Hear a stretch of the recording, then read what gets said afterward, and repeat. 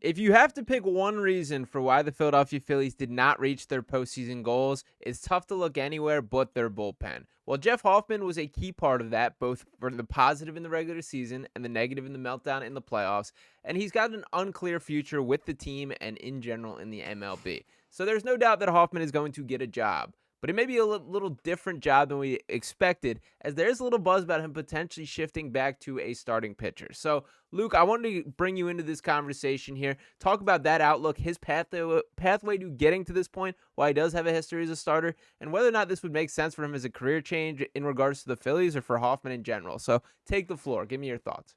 Yeah, so Jeff Hoffman really was a starter for his whole life.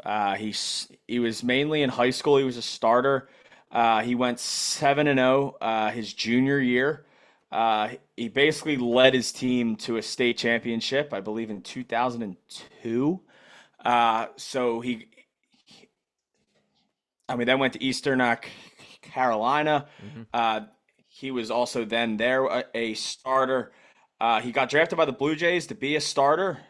He was a starter in 2016, 17, and then 2019. That was really his last big year of starting. It did not go well. He had a 6.56 in Yikes. 70 innings. Yikes. It was a rough year for Hoffman. He then followed it up in 2020, even worse, with a 9.28 ERA in 21 innings. Basically, what I'm sitting here to tell you is we got lucky with Hoffman. He was bad for years. And he opted out of his minor league deal with the Twins at the start of the 2023 season and signed a minor league contract with the Phillies, and the rest is history. Yeah. He had two unbelievable years with an ERA under at 2.5. He's been, I would say, probably the best Phillies reliever Yeah. throughout the last two seasons. And now it seems like he's going to get some pretty big money. He's projected right now around a 3-year deal. I've been seeing a lot of 3-year, $36 million deals, which is very nice for a reliever. Yeah. That is some pretty good money for a reliever. I don't necessarily buy the starting thing. Okay. I think if he was in this for the money, I think he could look at that because starters make more than relievers. But I think if he's looking at this from a career standpoint, I think he should stay exactly where he is because it's worked really well for the last 2 years. Yeah, I'm in agreement with you there. And for what it's worth, to give the exact quote that I've been pulling up here is that quote, "There is some industry buzz that Hoffman's pitch mix and history as a starting pitcher have some teams thinking he could be a reliever to start a free agent signing like Ronaldo Lopez or Jordan Hicks were last winter." And to add a little bit more to that, as far as context, is we did get this saying, quote, "Rebuilding the bullpen is a priority. The Phillies will seek at least 2 late inning relievers to fortify a group that returns Matt Strahm, Orion Kirkring, and Jose Alvarado." That coming from Matt Gelb of The Athletic there. So if Hoffman's not going to be a part of it, they're going to have to find a way to replace him. I guess before we get into that conversation, what is your feel as far as Hoffman returning to this team? I know Estevez we have to have a similar conversation about, although he's certainly not making the push to start any games for any Yeah, teams no, in that type of no. change. But what's your feel on Hoffman actually coming back to the Phillies in the same capacity?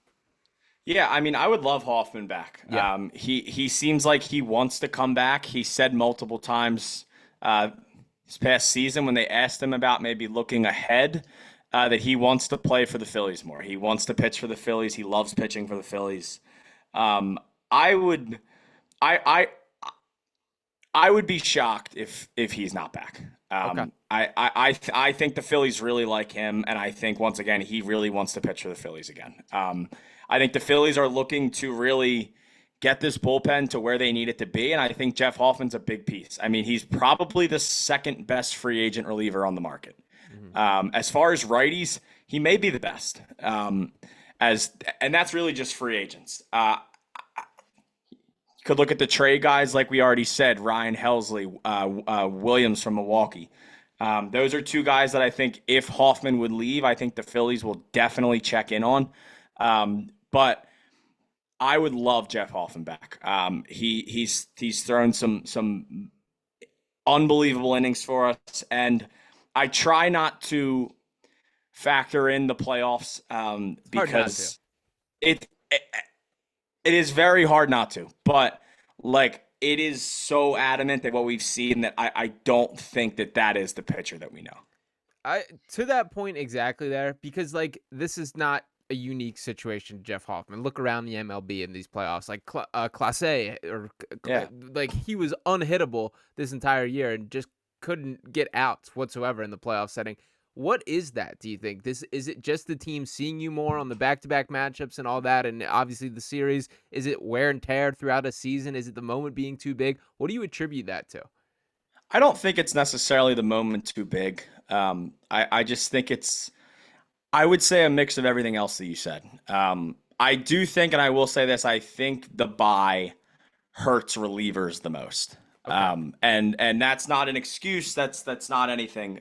But I think these relievers, and I mean, we say like the starters, like everybody in baseball has a routine, but like these bullpen guys, like they get into some like freakish, like no, like nobody in front of me routine. Like I see nothing but the baseball. Like, and when they get like thrown out of it, I think that really affects them. I mean, he didn't throw for meaningless game for a week and a half. And then he got thrown into game one after an unbelievable Zack Wheeler outing. And that was his first time really throwing anything meaningful in almost 2 weeks. Yeah. So that's where I think he struggled. I think the bye hurt him a lot. I mean, that's how I felt also with Estevez?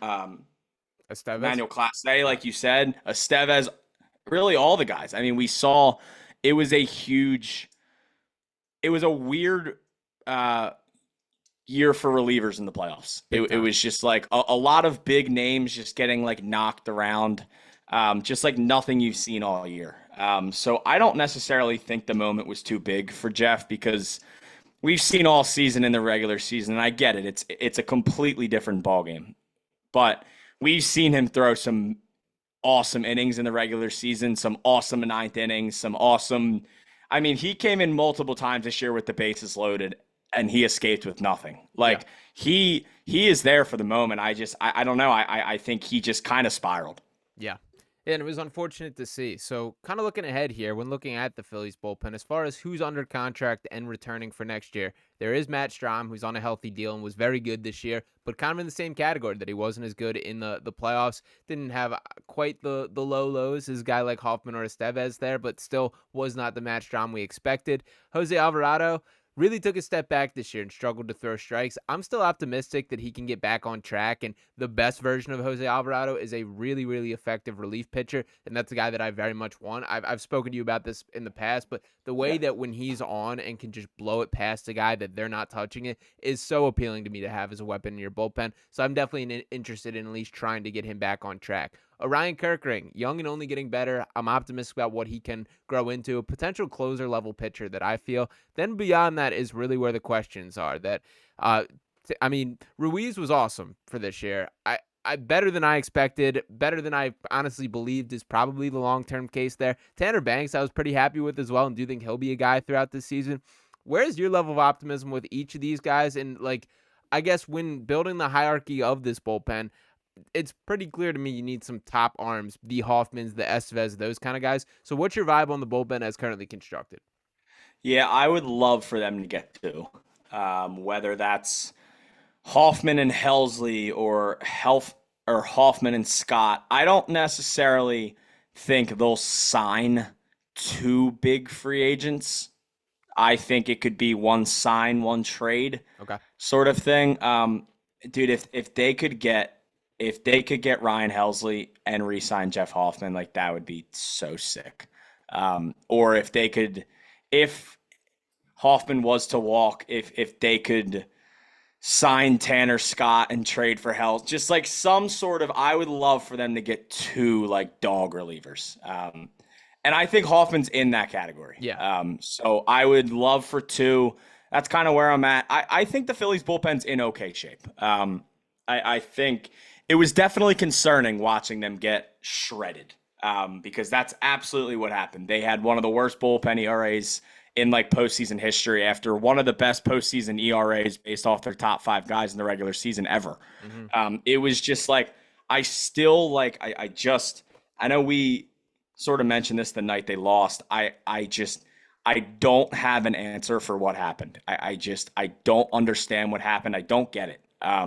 So it's just, I need them to just make this bullpen even nastier next year. Yeah, and it's especially frustrating from the standpoint of like we believed in the bullpen, or at least a Yeah. better outlook than we've had during this era of Phillies baseball, which has still yet to win or bring in the Bryce Harper era there. So ultimately, still plenty of moves to go down. Hopefully, Jeff Hoffman will be returning this team and not as a starter. So let's wipe those conversations away. Jeff, definitely welcome back to Philadelphia. So hopefully that is the case. We'll see what happens from here, and all bullpen moves set to occur. But drop in the comments any free agent names that you guys have your eyes on. Tanner Scott is a guy that me and Luke have both talked quite a bit about, and at the top of my list there. Many other names pop into the forefront here. So drop your thoughts below. Make sure you're dropping a like on this video and subscribing to the channel if you have not already. And me and Luke are going to be here from start to finish this offseason. So buckle up and hop on the ride with us. We'll be talking with you next time. Peace.